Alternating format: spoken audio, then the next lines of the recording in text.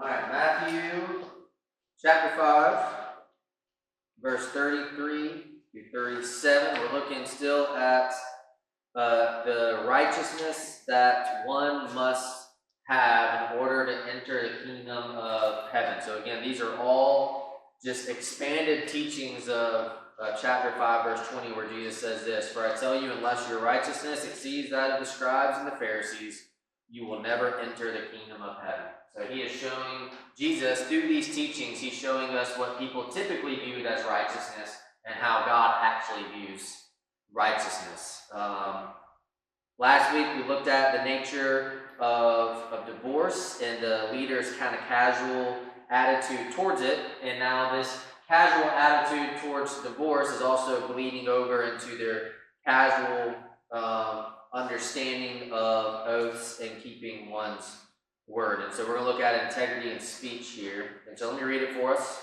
and then we'll walk through the questions. It says this: "Again, you have heard that it was said to those of old, 'You shall not swear falsely, but shall perform to the Lord what you have sworn.' But I say to you, do not take an oath at all, either by heaven, for it is the throne of God, or by earth, for it is the footstool, or by Jerusalem, for it is the city of the great King. And do not take an oath by your head, for you cannot make one hair white or black. Let what you say be simply yes or no. Anything more than this comes from evil." So let's look at the observations here. What is Jesus talking about? What's the topic during that Jesus is addressing? Very simply. Taking oaths. So what is an oath? It's something that you swear that you're going to do. Yeah. I swear by fill in the blank that I will do this. You know, you go into the court of law, they make you put your hand on the Bible and swear, I will only speak the truth, I won't share any lies, all that. Is that strong cup of coffee? It's all right. Oh, okay. You made a face, I was like, I was just thinking of the whole truth and nothing but the truth. whole truth, nothing but the truth. Yeah. You know, you can question if people are actually true to the oaths, which we'll see here. There's a human nature involved here. So Jesus is actually referring, if you read those other, did anybody get a chance to read the Exodus, Leviticus, Numbers, Deuteronomy passages? How would you summarize what the teaching is of some of those? Misuse of God's name, to not take the Lord's name in vain. And then what else? Don't take an oath. Don't take an oath, yeah. Essentially, if you promise or make a swear by that thing, you are bound to fulfill it. Fulfill the promises you made. And so, if you don't, there's a sin, so you're breaking your word. And so, Jesus is actually telling us here a little bit about what taking the Lord's name in vain actually means. You know, there's a way you can profane the name of the Lord, like profanity, that's where we get that from. But here he's looking at it from a different direction of perjury. Using the Lord's name and then using it as a loophole to get out of actually saying what you mean to say. So verse 33 here is actually not a direct quote from the Old Testament. It's just a compilation, kind of like a summary of those different verses there, which all require people who make vows to keep the vows that they make. And so, Jesus is speaking of the nature of oaths. What are the 4 things he tells his listeners not to swear by? Heaven, earth, Jerusalem, and your own head. Do not swear by heaven, by earth, by Jerusalem, or your own head. And what is the reason that someone must not swear by their own head? Yeah. Y'all made a couple of my hairs white, but I didn't make my hair white, right? Yeah. You say you're swearing by something that you have no control over anyways. Like, can you control if your hair turns white or black? No, those are predetermined by God when and how those things come to be. We can control it stays that. Yeah, I'm about to say, you know, this was before hair dye and all the different things that we enjoy today, right? So read it within context, right? Verse 37. According to verse 37, What should a person's speech consist of, and where does anything beyond that come from? There should be a simple yes or no. Anything beyond that comes from what? Evil. And you might have a little note in your Bible where it says that evil can also be translated as the evil one. And so evil, either your own evil, there's debates about it. Is it either your own like evil corrupt nature, or is it the evil one enticing you towards? But both of those things usually play as a whole. So that's a good observation here. Jesus is speaking about oaths. He tells you not to swear by heaven, earth, Jerusalem, head, which we'll get into in a little bit. Instead, your yes should be yes, and your no should be no. Anything beyond that comes from the evil one. And so, now we move to interpretation. Why is Jesus speaking of oaths? Why does Jesus feel the need to address oaths? What is happening during this time that makes it an issue? Well, if we make an oath and we don't do it, then we're wrong. Yeah. And if we use Jesus or heaven or earth, I mean, it's less than Mm-hmm. in my opinion. Yeah. And so there seems to be some misusing of oaths during this time where people are actually not fulfilling their oaths, but y'all read Matthew, look at Matthew 23. It gives a little bit of It's okay to make an oath by this, but not by this. Yeah. Not as serious. You're using the altar, they're defacing the altar, they're using the gift instead of the altar. They're using the gold instead of the temple. Yeah. So the temple was supposed to be sacred, but they're saying that the gold is more important than the temple. Am I understanding that right? Yeah, we'll explain it in a little bit, but you're on the right track. So Addressing what the scribes and Pharisees were saying, and that they weren't doing it, they were just telling everybody, I should be. what we're going to see is that these scribes and Pharisees are acting like corrupt lawyers. They're looking for little loopholes in the way that they say things to make them seem pious on the surface. Like, I made a vow to Jerusalem. But we'll see, like, if you actually look at, you want to know this here, but if you did some deep dive, there's actually a collection of rabbinic literature called the Mishnah, and it kind of talks about their own oral law. And it was saying that, if you make a vow to Jerusalem, it's not binding, but if you make a vow towards Jerusalem, it's binding. So there's all these little things that they would do in order to, and this is what we see here. There's just some examples Jesus pulls out here of how they just try to work the system in order to get out of their vows, and they're teaching others to do the same. So look at verse 16 of chapter 23. It says, "Woe to you blind guides who say, if anyone swears by the temple, it is nothing. But if anyone swears by the gold of the temple, he is bound by his oath. You blind fools, for which is better, the gold or the temple that has been made, that made the gold sacred? And you say, if anyone swears by the altar, it is nothing. But if anyone swears by the gift that is on the altar, he is bound by his oath. You blind men, for which is greater, the gift on the altar that makes the gift sacred? So whoever swears by the altar swears by it and by everything on it. And whoever swears by the temple swears by it and by him who dwells in it. And whoever swears by heaven swears by the throne of God and by him who sits upon it." So flip back over to Matthew chapter 5. And so he's giving some examples there, which we'll be able to kind of look at Jesus' teaching in Matthew chapter 5. But essentially they're making distinctions. You're like, oh, you can swear to the altar, and that's not binding. But if you swear, you have to swear upon the gift upon the altar, and that's what's binding. Or you can't swear upon the temple. You got to swear upon the gold that's in the temple. And it's all these different things. And this was their mindset. They would actually use and find loopholes that they thought were loopholes that would, again, allow them to break their promises and their oaths. And so what they're doing is actually diverting your attention away from what is said to how it's being said. You know?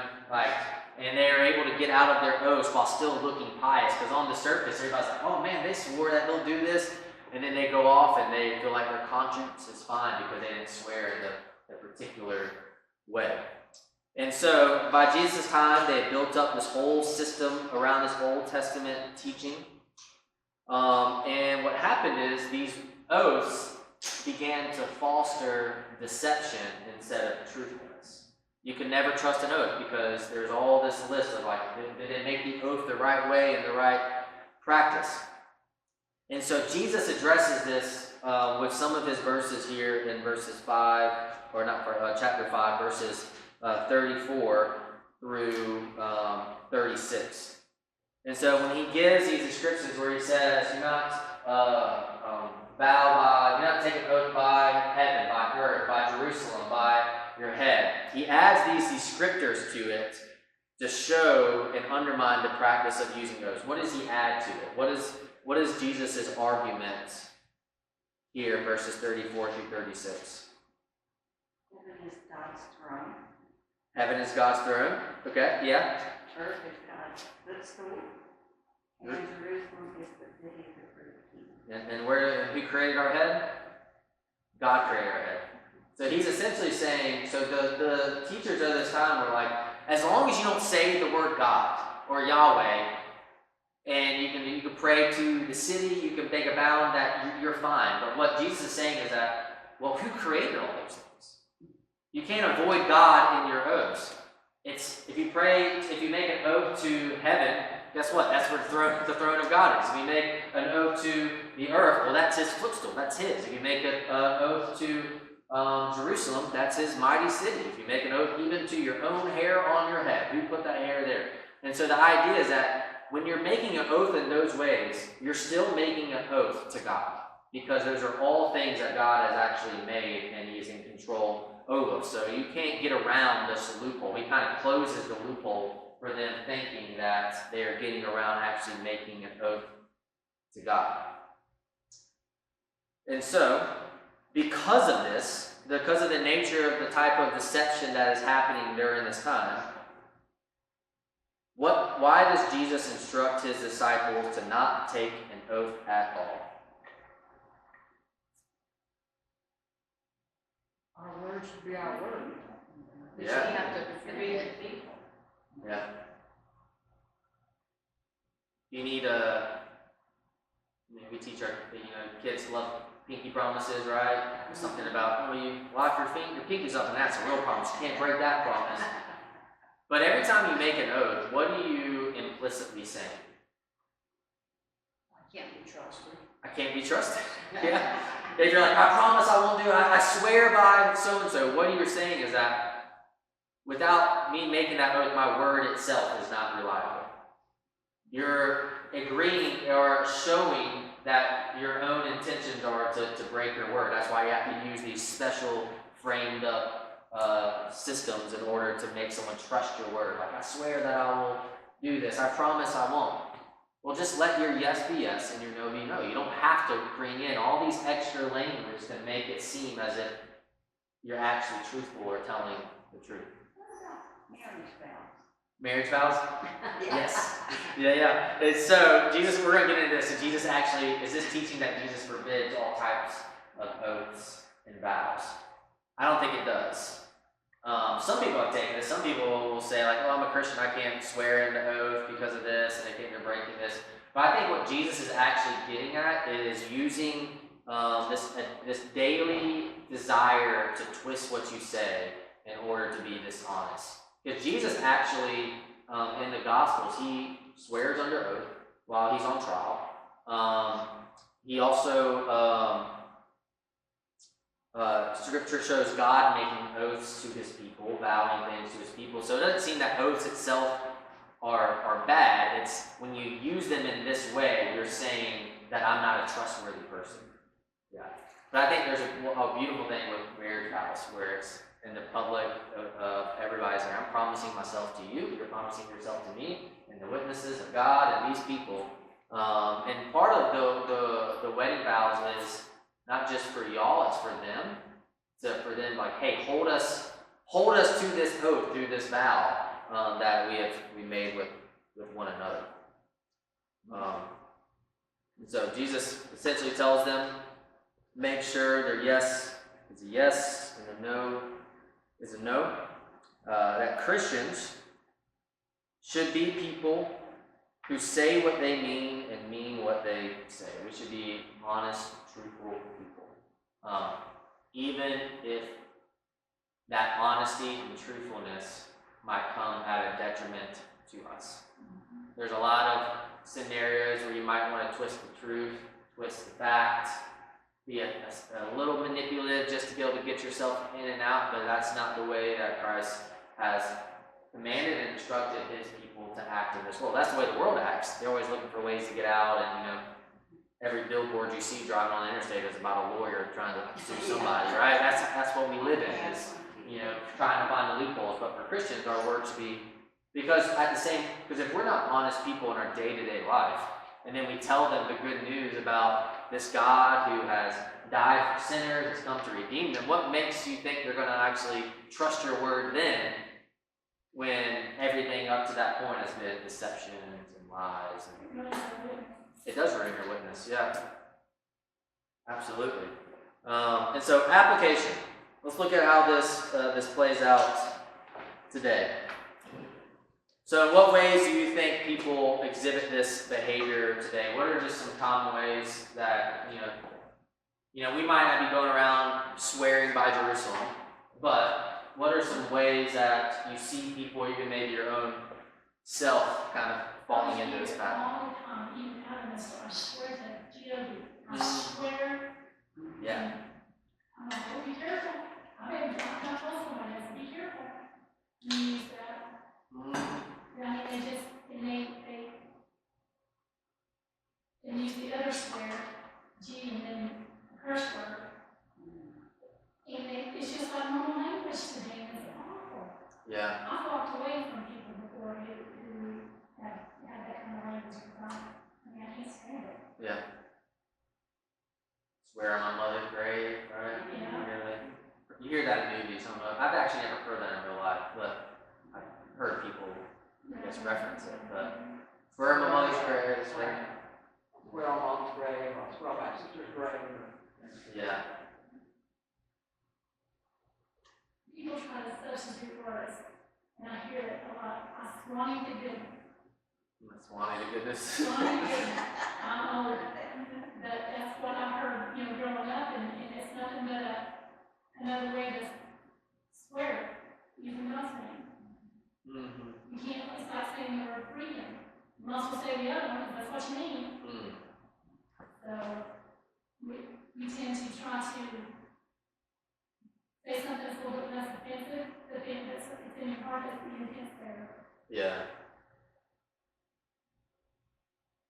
I think this can come out a lot of times when if we're looking at trying to keeping your word, a lot of times we overpromise and then underdeliver, We oversell ourselves or our capabilities, or we'll use emotionally charged language like hyperbole and other things to get a point across. But then because we exaggerated a claim, we actually diminish the truth of that claim, it's one thing to be like, 100 people were here, but it's another thing to say, everybody in town was there. It's like, okay, just be truthful. You don't have to stretch things. But why do you think we did it? Why do you think there's a tendency in us to overpromise? I feel that in myself, of you overpromise and then you realize I wasn't able to keep that word because I promised. You want to please people? Yeah. What I used to say is, I'm not sure, but I'll do my best. I'm not going to promise you anything, but I'll do my best. Yeah. And once you do your best, then that's all you can do. Yeah. Well, I think it's to get their way too. I promise to give you this money, I promise to pay it back. But not really intend to pay it back, or do intention to pay it back, but not able to pay it back in a timely manner. Mm-hmm. Yeah. Try to be convincing. Yeah. Instead of making it short and sweet, you feel like you gotta just ramble on, just feel like empty space. Yeah. The truth's usually pretty simple, right? Usually when there's all these different factors and points in the conversation, you're like, yeah.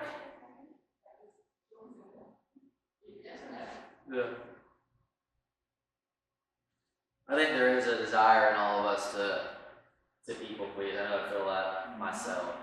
We don't like to tell people no. We don't want to disappoint people, and so we'll say I'll do that, but then in the end game we still end up disappointing them because we're limited people. And so I think it's good to understand your limits and to be discerning when you answer. It's okay to say, I don't know, let me think about that and pray about it, I'll get back to you, instead of giving a quick answer just in the moment.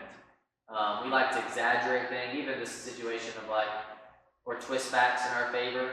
How many times have you heard one person share one version of the story, and you go talk to the second person and you recognize, why did they twist the facts in that way, It would be less disappointing if we stood Yeah. Well, the truth, you can't mess up the truth. Right. Instead of trying to add things more to justify Mm-hmm. things.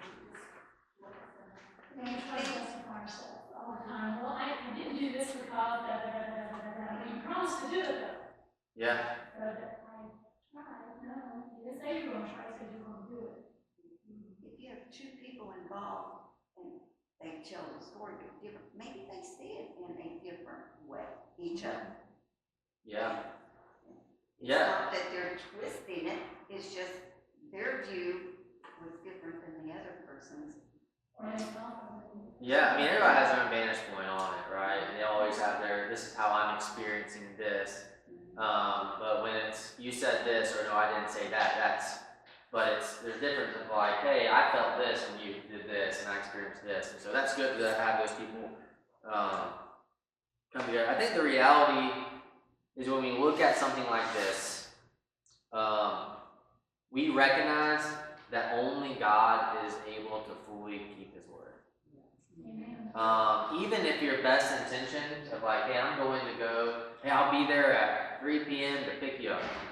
There's so many things outside of your control. You can get in a car accident, you get a flat tire, you can hit the light, you can, storm can come in, someone can be sick, you have to cancel plans, and it's okay. At the end of the day, we attempt to be as faithful as we can because our lives are called to reflect a faithful God who is faithful to His word, yet at the same time recognizing that while we are faithless, He is faithful, and our faith is grounded in that fact that God keeps His word.